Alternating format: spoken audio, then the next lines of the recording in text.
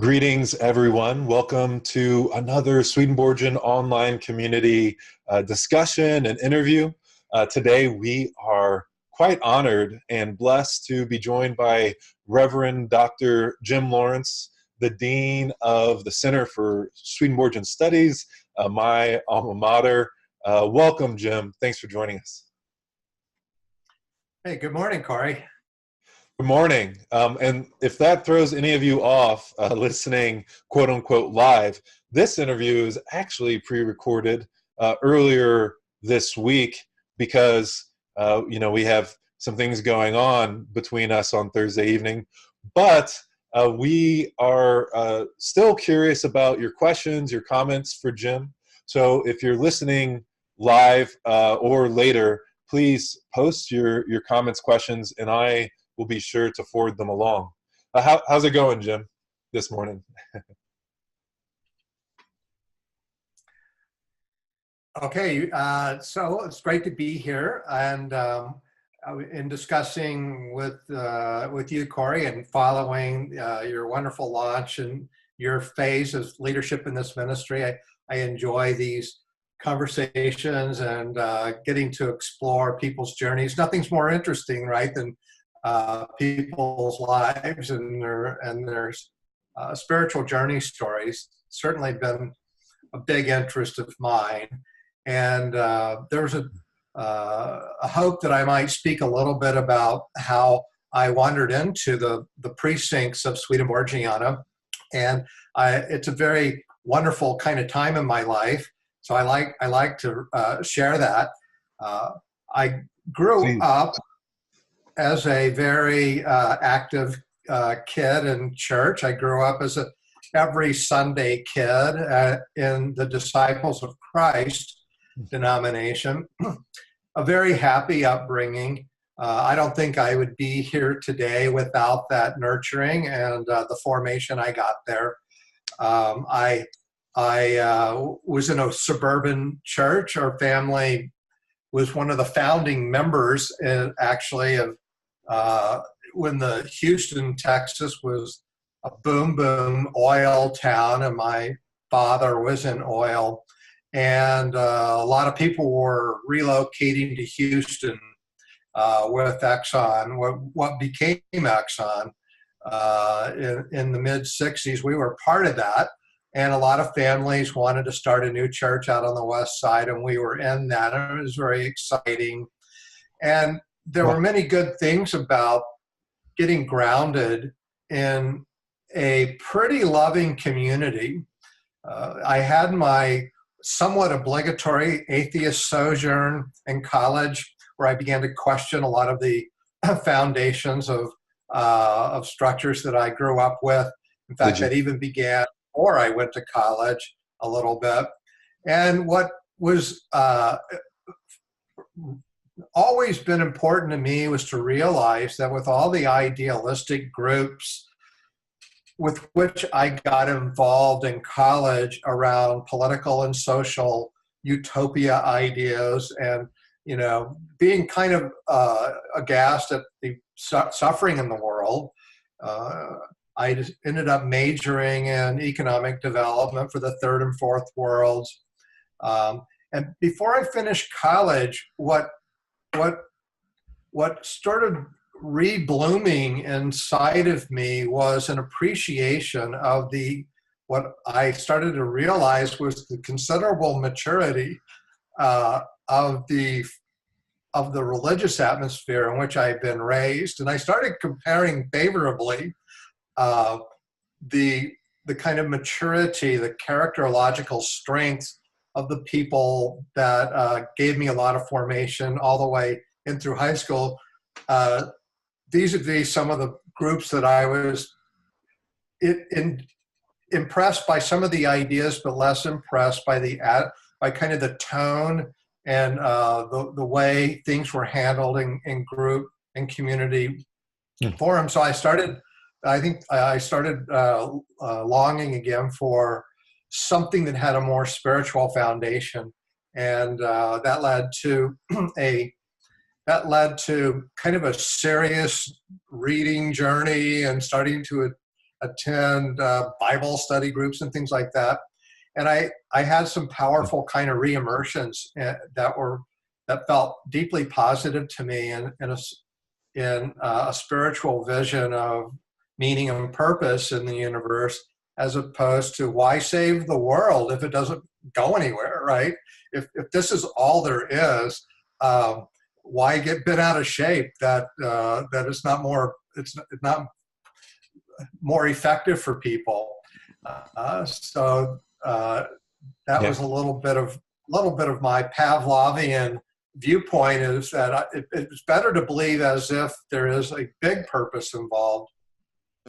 And it was in that year. So the year is 1976. And one of the books I read in my vast heap of books in my senior year in college was the new breaking book called Life After Life by Raymond Moody. Oh, yeah. A medical school student who was still in med school. He was towards the end, and he was in psychiatry, and he had come across these near-death experiences with not one but two of his faculty mentors. One of them suggested he might do a project collecting these kinds of testimonies and stories. Lo and behold, we get what now is a great classic, one that the publisher was a little unsure about and thought they were going out on a limb by publishing 14,000 copies. By the end of the year, it had been through some like dozen reprintings, and over 1 million have been sold. Oh, wow. At the end of that book, he does a little bit of a light covering of world literature and history teachings about the afterlife that accorded with what he was finding in this collection of what is really sociology and psychological research data, interviews with people about their experiences. And there were 4 analogs in history. One was Plato, one was the Bible, because Paul talks about the 3 levels of heaven. One was the Tibetan Book of the Dead, and one was Emanuel Swedenborg. And I remember looking with, I can still get I still have a little bit of a bodily memory of the feeling that came over me looking at this very strange name. And I've never heard of him. The name itself went about halfway across the page as a subhead. And with about a week after that, I was in a bookstore and was in a kind of the religion section where they had a lot of religious biographies as a subsection. And I was going along looking at them. And lo and behold, there was a book that is one of the significant biographies that was written on Swedenborg in the early 19th century, called Swedenborg Life and Teaching, by a British artist who had become a convert named George Trowbridge. I really like that book. Yeah. Mm-hmm. There was that name, yeah, that big bold letters running perpendicular down the spine of the book, Swedenborg. And I was, there's that name, and I pulled it off the shelf. I bought it. I would say by the next day I was hooked, because that book not only talks about his experiences, which he's one of the more extraordinary stories of experiences, but it's also life and teaching. So the second half of the book kind of gives an overview of his philosophical theological system, and it made so much sense to me. It was like it answered a lot of the questions that were not filled in. I had not put Humpty Dumpty back together again in my re-immersion in religion. And Swedenborg kind of did it for me. So, well, that's quite the so providence. That's how I first by Swedenborg. And so I was still in college, and I went to I was at the University of Texas at Austin, and anybody knows that campus. Now there's kind of a famous tower the tower on campus, where the top 14 floors or so are library collection books of really old stuff that nobody checks out anymore. And so when I went to the library at UT to find Swedenborg, all of his primary source works pointed me over to these kind of rare collections at the tower, and I went way up on one of the floors, and there I found all these 19th century editions of Swedenborg, none of which, for my memory is that none of which, or only a couple of which, most of them had not been checked out by anyone since before I was born. And so I checked quite a few of them out, and I still remember that big stack of 19th century crusty bound volumes on my student desk, and it was very difficult for me to study anything else, but I did manage to graduate despite that enthusiasm. And yet I was sort of saw myself as a writer, and I wasn't sure what I wanted to do. I decided I was not going to be an economist because I didn't have any answers for if I took a job in and I studied to be in East Africa. I took 3 years of Swahili, did a lot of developmental theory for developmental macroeconomics for sub-Saharan Africa and also India. And I realized that I wasn't a better than average thinker about these questions. I didn't have any solutions. And if I took a job, I would just be taking a job away from somebody there, right? Yeah. And I didn't feel called. I felt called to more of a spiritual way of working in the world. And also partly because I became convinced that economic theories only worked well with healthy people. And the reasons why we had so much abuse of power and so many horror stories in any economic system in the 20th century, that spiritual maturity was kind of important for the world to go well. And I was drawn towards that kind of career path. So after being I became a freelance writer. I did a bunch of odd jobs. I drove school buses. I had a paper route. Mostly I enjoyed writing. I was publishing some things for pay. And I'll still remember the moment it occurred to me to take a deeper step in a professional direction towards working, for spirituality kinds of improvements in the world. While I was waiting to pick up kids in the afternoon on my school bus route, I was carrying along a copy of Thomas Merton's 7-Story Mountain, which is his autobiography about his own life journey.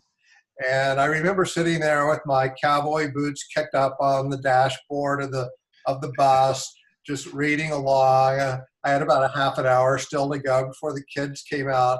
A thought sort of traipsed through the air, kind of grazed the very tip top of my head. He had had a kind of a crazy wayward life before he had an immersion in graduate school into a spirituality path that led him to become possibly the best known Roman Catholic spirituality writer of the 20th century. And it tipped across the top of my head, I could go to seminary. I could have a religious vocation. And it was, wow. And I got so excited at that thought that I had to stand up. I was almost hyperventilating. It was like, what a great idea. That's right? Awesome. Wow. That's what got me going in the path. I think for the Swedenborgian angle, it's kind of important to say that, I still didn't even know much. I did know about the Swedenborgian Church at that point. Now we're talking about 1979, a few years forward. And as I was reading a lot of Swedenborg books, I started calling the Swedenborg Foundation, which at that time was in New York City, because I had all these questions.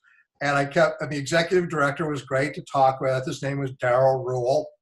And in one conversation, he said, I think at this point, it's really better for you to talk to one of the ministers in one of the churches.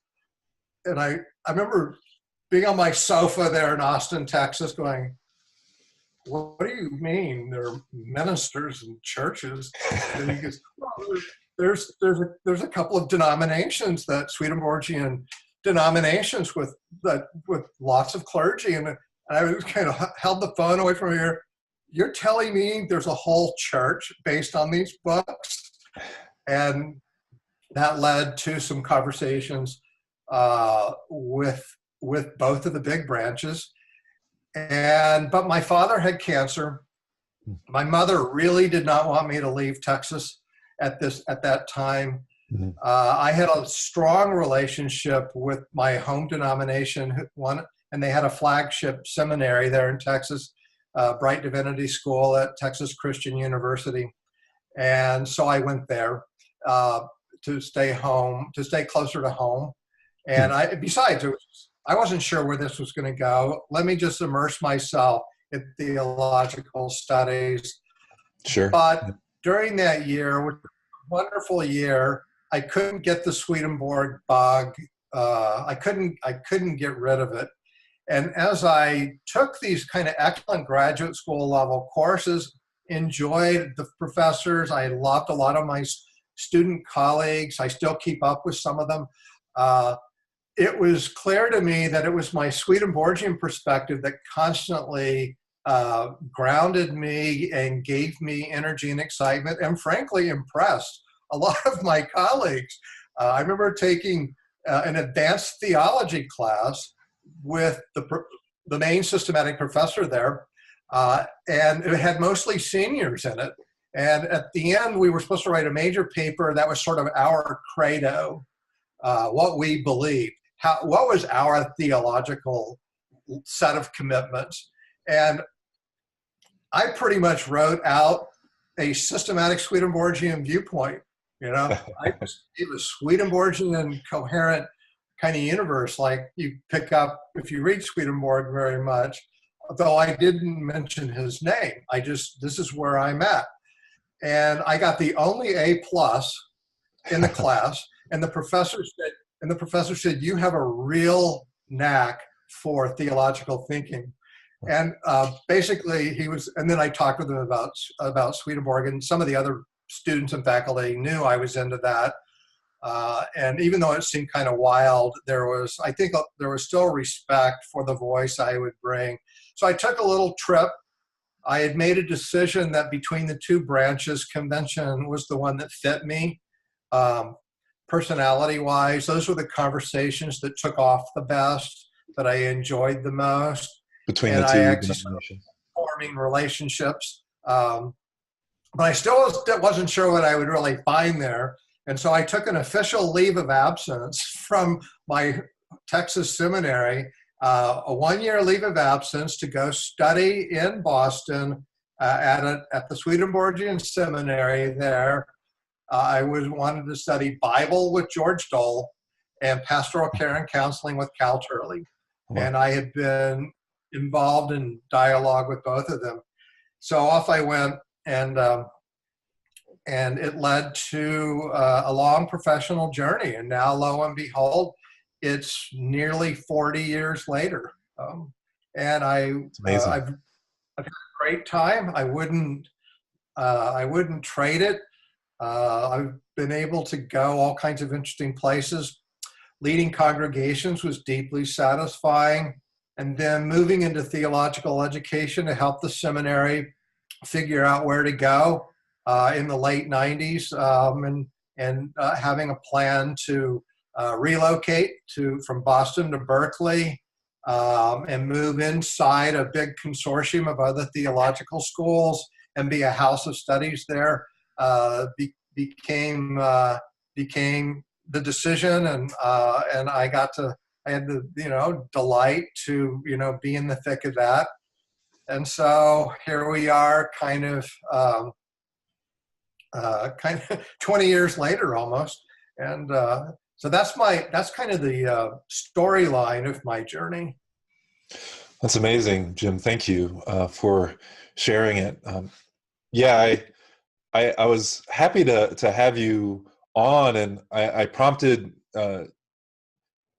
you beforehand that it'd be nice to hear your story, but I didn't quite realize how beautiful it was in terms of kind of the coincidences of, the providence that you ran into Swedenborg a week later after reading Raymond Moody, who happens to have a chapter on Swedenborg, and then all your work with, your spirituality in regards to that, and becoming a minister and working at the school. I think it's quite an awesome journey. And so, what's going on now with the school there in Berkeley, right? What's on your plate, and what are you excited about? Well, we've been able. One of the big challenges at recreating the school in Berkeley was to rebuild the faculty, and the challenge was significant because when we entered Pacific School of Religion and the Graduate Theological Union, the standards for scholarship was very high. And even though the faculty I had studied with all had PhDs, in general, that had not always been true with the theological educational journey. And it would be almost impossible to really hold our own and participate in that particular environment without having scholars trained to the top level in some relevant theological field. And we've been able to do that. It's taken a long time, but we have two fantastic scholars that have been shaped, Devin Zuber and Rebecca Esterson. And we all three now, I think, play significant roles at the Graduate Theological Union and have different, we sort of locate in different fields and different concentrations.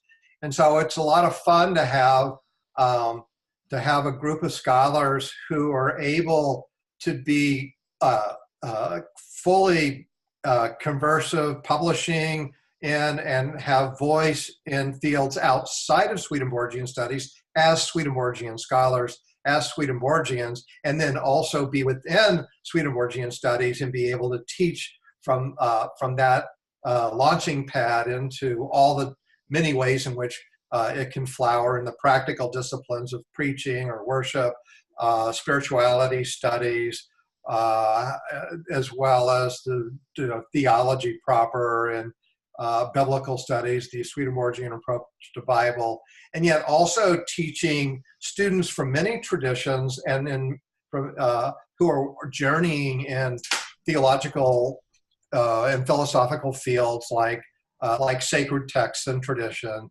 like art and religion, like new religious movements.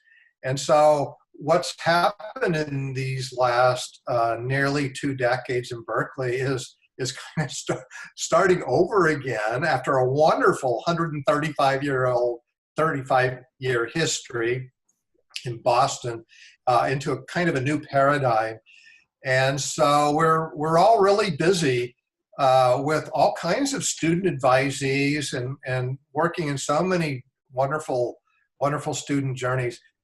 Me personally, my PhD field is Christian spirituality, and I shape a number of kinds of courses around spirituality studies, a fairly new PhD field that's only about 50 years old, that is interested in the question of what actually happens in faith traditions. It was a field that launched with people who are in biblical studies and theology and psychology and religion, in literature and religion, especially in historical studies, who all were interested in this topic together of what does it actually mean in people's real lives? There was this desire to study, especially starting in the late 60s and 70s, of can we give greater attention to how does it all get lived out? So spirituality studies looks at the lived experience of any committed faith practice and tries to get at the extant materials of lives, historic in the past or in the present tense. And I enjoy those kinds of classes that get into the experience of what does it mean to have this perspective on the cosmos. What does it mean to be committed to living a certain way with these premises and foundations of belief? Does it make any difference, right? Or is the living just the same as if you didn't have any of that context, right? So I teach classes around spiritual formation. One class I love to teach is called Sports, Spirituality, and Culture. Oh, really?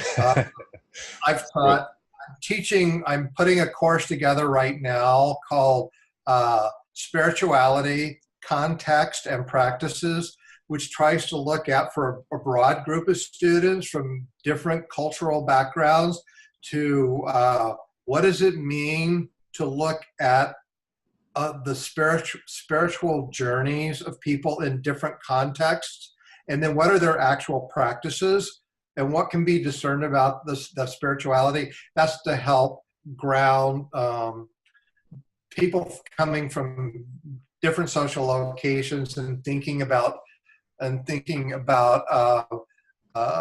to be more articulate and themselves a leader or a practitioner in spirituality practices. I do a lot of work on Swedenborg.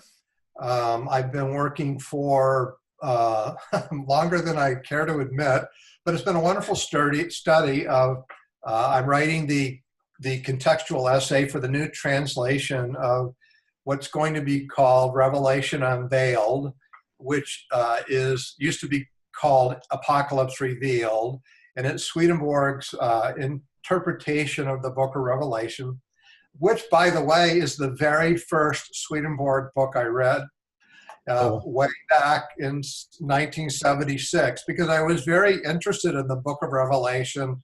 In some of the churches I started to explore, and kind of the end times and a lot of the claims being made about the book of Revelation. I checked out good old huge volume that Swedenborg wrote on that, and so now I've had a chance to do a lot of work on what that book is all about, and it's been satisfying. Part of it is, and the one thing I'll just lift out in conversation here is that I'm much clearer now than before when I studied this long kind of attempt. I set aside a semester to teach a class on interpretation history of the book of Revelation without even giving a chapter to without even giving a session to Swedenborg. I referenced Swedenborg a number of times in the class, but I wanted to ground myself in what is the interpretation history of the book of Revelation, starting in late antiquity all the way through to the contemporary period. And Swedenborg is about 3/4 of the way through that historical journey. So I was trying to get into a whole new study of Swedenborg's journey in his own publishing succession of books and what happened with that book. It became clearer than ever to me that it was a pivot for him in what the new church meant, how important the new church was. And so right now the working title for my essay, which is nearly done, is I call it Revelation Unveiled, the axial volume of the new church. And it's because those who listen to this, some and maybe most, but not necessarily all, will know that Swedenborg believed the Last Judgment happened in 1757, and that he was able to observe in Earth time about a year-long series of all kinds of events that was extremely important in the history of the cosmos for reordering and getting the entire structure of spirituality sort of cleaned out and cleaned up for new things to happen. And he writes this book right after that. And you see in the evolution of his thought that, and even as he works through his exegesis of the book of Revelation, it becomes clearer and clearer to him that that what is going on in his own journey is the opening of the gates for a new church to arrive, capital N, capital C. And so you see an evolution of the phrase new church all the way through Swedenborg, where it's a lowercase and occasionally referenced in his first great work, the Arcana. You can trace that all the way through and see that things change. Things get clarified as he understands now what the great significance of what it is all about. And the new church becomes crystallized. And then he emphasizes that in his final great work, True Christianity, where he goes through all the doctrinal categories of a standard Christian theological systematic and says, here's the old church view and here's the new church view. So that's just one of a whole host of fun things that has been a part of my kind of delight in working a lot on Swedenborg's interpretation of the book of Revelation.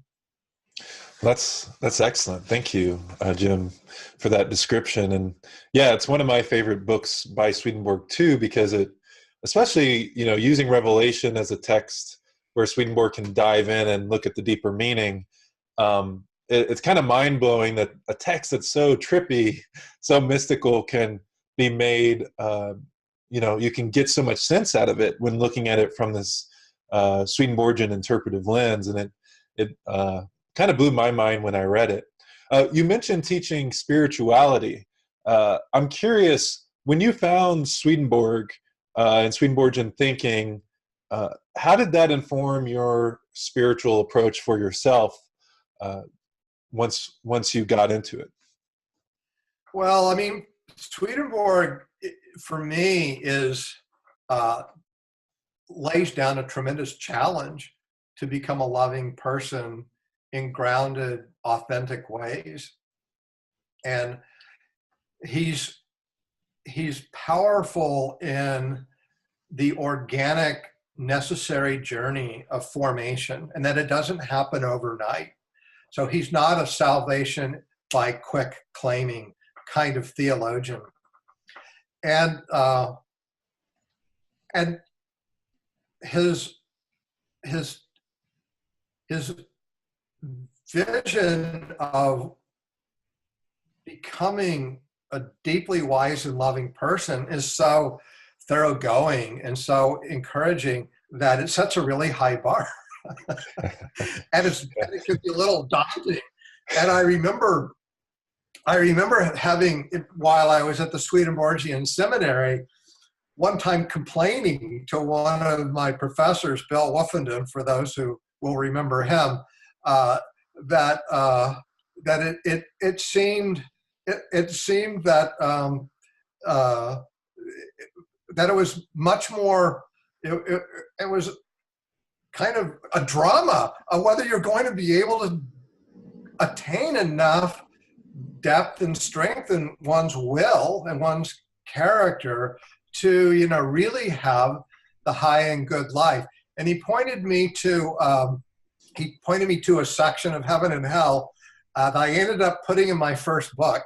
And it's a section in the middle of Heaven and Hell that's subtitled by Swedenborg, Living the Life that Leads to Heaven is Not as Hard as People Believe. Those were good words to read and focus on. But Swedenborg, I love that about him. He's not a cheap grace kind of theologian. Life is a free gift. You get out of it what you put into it.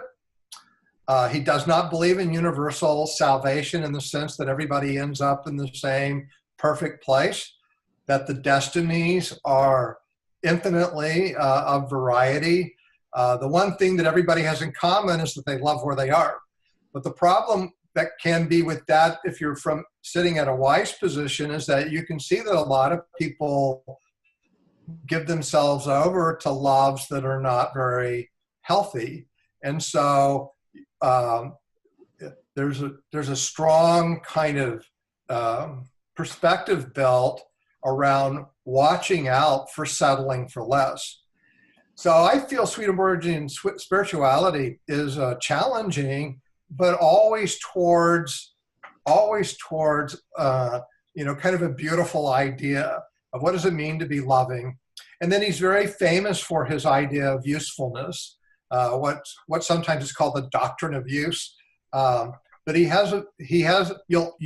will know that you are on the right and healthy road if what you are doing with your life is creating useful things for yourself, for others, and for the society around you. And being able to use that as kind of an external benchmark, and then to start feeling how that's the best delight. When something is truly useful, it creates a good for another person, and then to love that good and to feel the goodness of that being. That's the divine is there, and that kind of yardstick, or that kind of helpful guideline of being a useful person, I think kind of grounds it in a nice way. So that, for me, Swedenborgian spirituality for me is he's the ultimate chop wood, carry water kind of spirituality teacher, but he has a really big, beautiful cosmos about all of the places that are possible to go to in your spiritual life, if you have the commitment to stay towards getting better and better with the uses that can come through you. Mm-hmm. Yeah, and I really appreciate that response, because it is kind of amazing. Swedenborgian spirituality for me is amazing because it does set a high bar, but it also says, this strength, this ability to change towards healthier loves is from God. And so, if God can do all things, as many scriptures tell us, then why not change our hearts and how we act? Why settle for cheap grace and say we just get into heaven for free, when instead we can say, well, heaven is a state that you receive and help create. And of course, Swedenborg, despite that high bar, is also kind of more open than many Christian theologians and leaders and organizations, because he says, well, you don't have to be Christian to connect to God and go to heaven. You can approach divinity in your own way. And even that term that you use, usefulness, it has such a deep meaning in Swedenborgian views that I've encountered, because we think usefulness, we think, oh, I got to be productive, have to have a job. But the way Swedenborg talks about the meaning of creation, you can be useful just uplifting people's emotional states, spiritual states, your own even, is a type of usefulness. Just finding peace and love is a type of usefulness.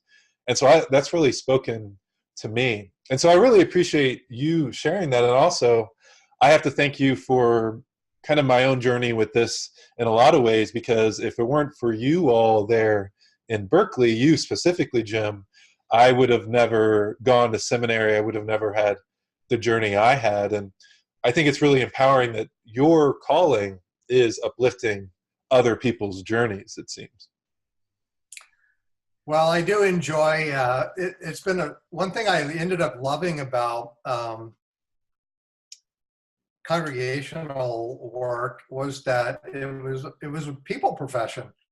And even though I might not be the most kind of perfect people-oriented pastor, it was very nourishing. I really liked the human side. And then what was great about going to the theological school for the sort of the second half is you get to work more closely with people in a very intentional way, like with you, Corey. And it's fun to see formation journeys and to be able to participate in them. And so it's kind of, I do like to use the sports analogy of coaching. It's a lot of fun to coach and to be, you kind of get to live inside of people's kind of work, going through the paces of the exercises and getting better and better at the sort of skill building. So yeah, I'd say having journeys with people like you, Corey, has been a lot of fun, a real blessing, and being in a job like the dean of the seminary. Oh, well, thank you. Thank you for that. And I'm curious, you mentioned your time at the different congregations, ministerial work in that regard. What was that like, working at churches? I know you worked at a couple. Yeah, it was, I worked at 3 churches, 17 years total. I had a rural church for 2 years in Western Maine. And I mean, I didn't have it. I was privileged to journey with those people, the Freiburg New Church. Also a suburban church, the one that you found years after I left it, Corey, the Church of the Open Word in a suburb of St. Louis. And then an urban church, the San Francisco Church. I enjoyed congregational life because I'm just endlessly fascinated by what churches are. And by that, I mean the local congregation.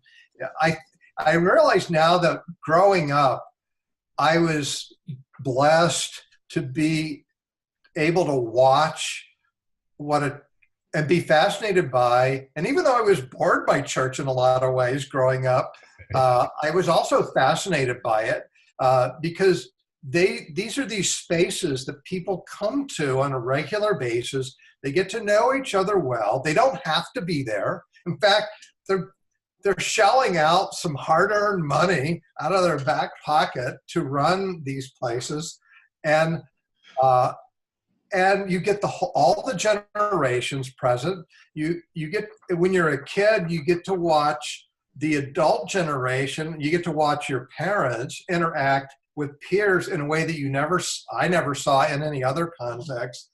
And there's music, there's art, there's kind of fun activities. And then most importantly, there's like serious conversations around what's it all about, kind of these meaning and purpose things.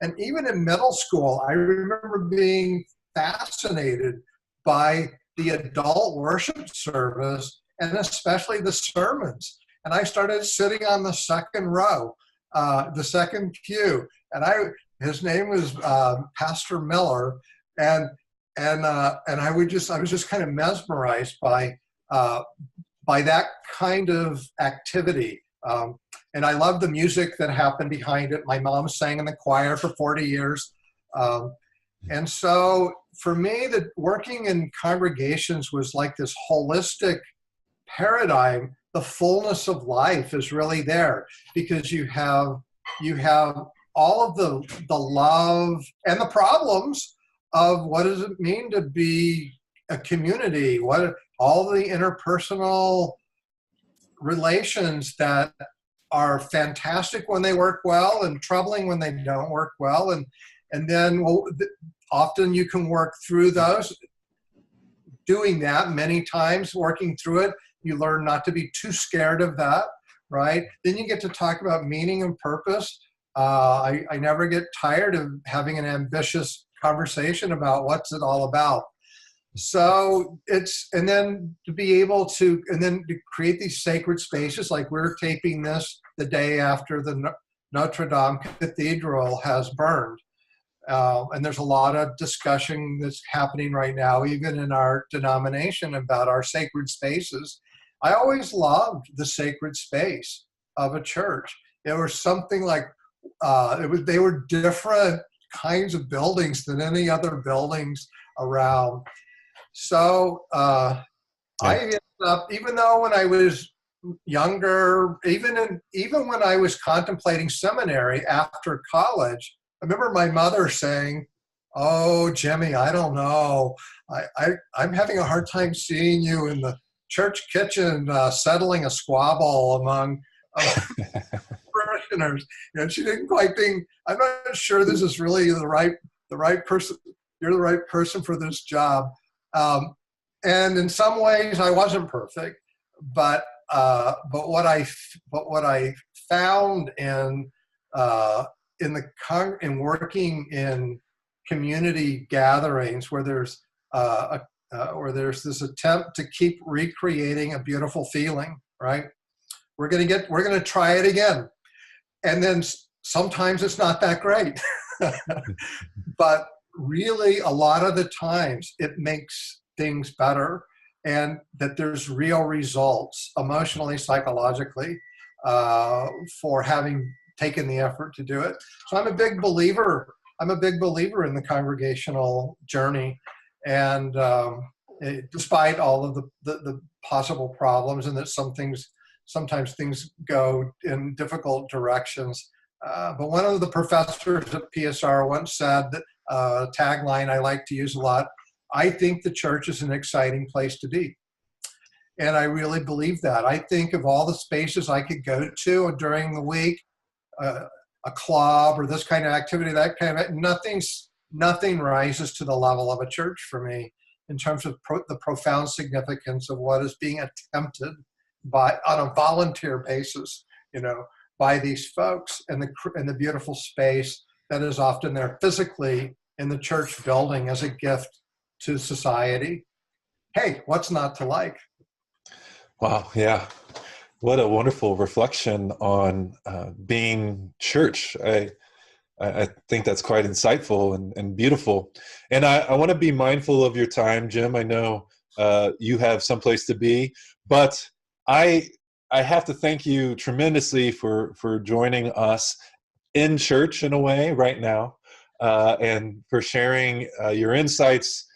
I find them actually inspiring, looking at church in that light. So thank you especially for that, Jim, and thank you for so many things, especially for coming on tonight.